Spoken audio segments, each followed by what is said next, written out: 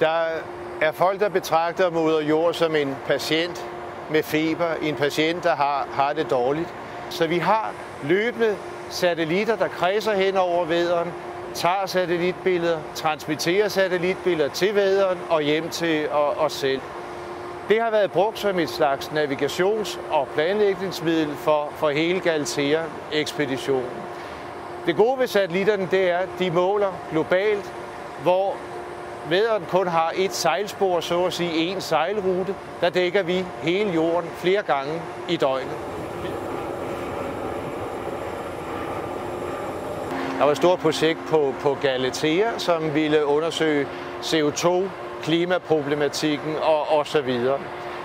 Ud fra det, der besluttede vi os for at måle temperaturen på moder jord, altså måle overfladetemperatur, fordi det giver ikke hele sandheden, men har vi ikke bestemt som minimum overfladetemperaturen, så er vi rent fagligt ude at svømme.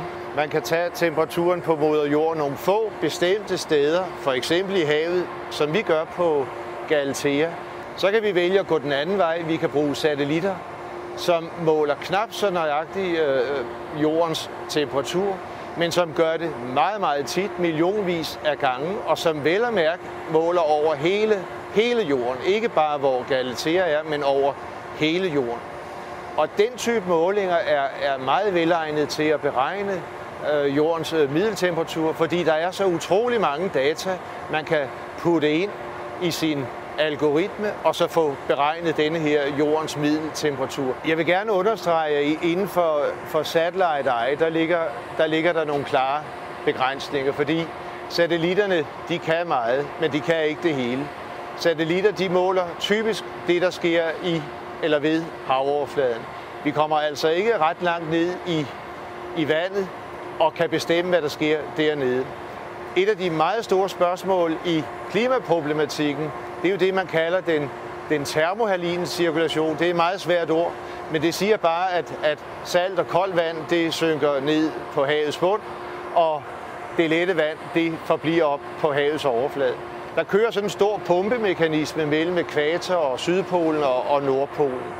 Der er nogen, der er bange for, at den pumpe den går i stykker, hvis vi får klimaforandringer, fordi der bliver varmere ved polerne, ifølge de modeller, vi har.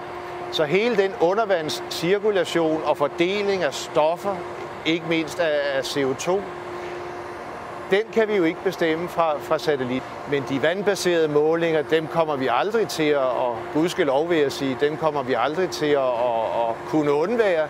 De er fuldstændig afgørende for al oceanografisk, meteorologisk eller klimamæssig forskning, om man vil. Det er et must at have den form for målinger altid. Det bliver ikke erstattet.